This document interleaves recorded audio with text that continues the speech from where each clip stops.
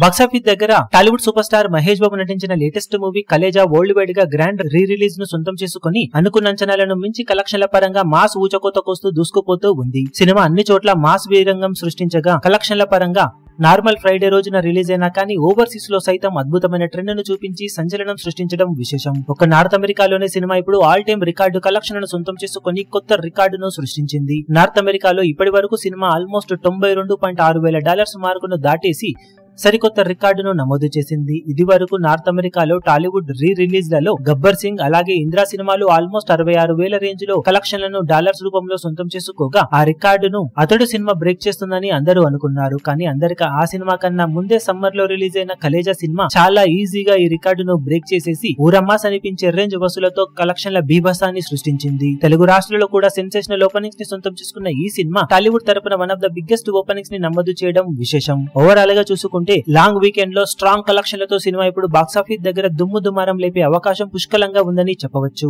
మొత్తం మీద re release లలో one of the biggest collection అందుకోవడానికి సిద్ధమవుతూ ఉంది ఈ సినిమా.